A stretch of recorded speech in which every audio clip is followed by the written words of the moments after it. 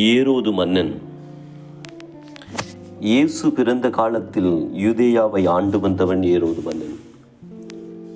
தந்திரமும் சூழ்ச்சியும் கல் மனசும் கொண்டவன் என ஏரோதை சொல்லலாம். முதலில் கலிலியாவின் கவர்னராக இருந்தான். ரோமர்களின் உதவியுடன் ஆட்சிக்கு வந்தான். அதற்காக பல படுகொலைகள் செய்தான். ஆட்சிக்கு வந்த பின்பும் தனது மனைவி மரியம், மாமியார், மச்சான், 2 மகன்கள் உட்பட குடும்ப உறுப்பினர்களையே கொன்று குவித்தவன். மனைவி தனது கிரீடத்தை பறித்து விடுவாரோ எனும் பயத்தில்தான் அவளை கொன்றான். 1ஆம் நூற்றாண்டில் வாழ்ந்த ஜோசபஸ் எனும் வரலாற்று அறிஞர் ஏரோது மன்னனின் வாழ்க்கையை விரிவாக எழுதியிருக்கின்றார். ஏரோதின் வாளாயிருப்பது அவனுடைய மகனாயிருப்பதை விட பாதுகாப்பானது என்று அகஸ்டஸ் சீசர் சொன்னது இதனால்தான். இயேசு யூதேயாவில் உள்ள பெத்லகேமில் பிறந்தார்.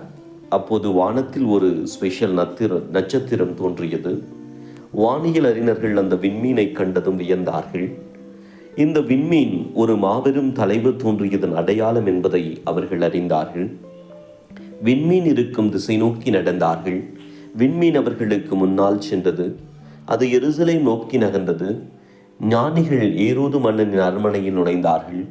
மன்னரே வணக்கம், வாருங்கள் அறிஞர்களே, உங்கள் வரவு நல்வரவாகுக. என்ன செய்தி? ஏரோது கேட்டான். உங்களுக்கு தெரியாததா? புதிய மன்னனை, புதிய மெசியாவை காண வந்திருக்கிறோம். புதிய மன்னனா? எனக்கு ஏதும் குழந்தைகள் பிறக்கவில்லையே.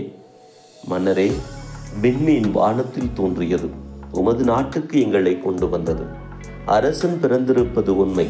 அரண்மனையில் இல்லையே, எங்கே பிறந்திருப்பார்? ஞானிகள் கேட்க ஏரோது கலங்கினான். அவனுக்குள் இருந்த குரூர மனம் எட்டி பார்த்தது. வஞ்சகமாய் தான் ஆட்சியை கைப்பற்றியது போல தனது ஆட்சியையும் யாரேனும் கைப்பற்றி விடுவார்களோ என குழம்பினான். உடனே நாட்டில் உள்ள மறைநூல் அறிஞர்கள், குருக்கள் எல்லோரையும் கூட்டினான். மெசியா பிறந்தால் எங்கே பிறப்பார் என்று தெரியுமா?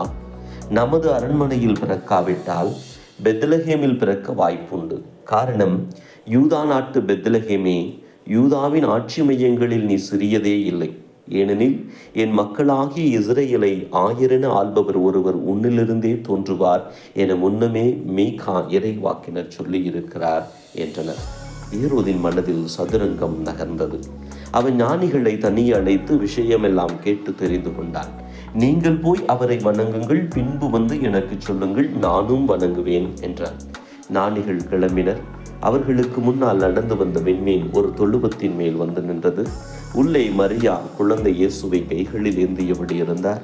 அவர்கள் அவரை வணங்கி பரிசுகளை அளித்தார்கள்.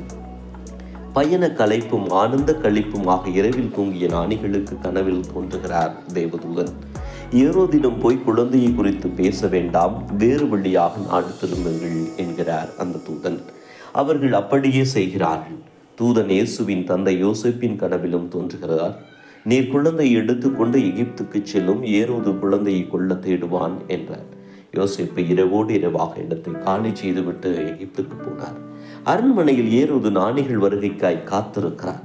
நாட்கள் நகர்கின்றன. ஞானிகள் வரவே இல்லை. அவர்கள் தன்னை ஏமாற்றி விட்டதை ஏரோது புரிந்து கொண்டான்.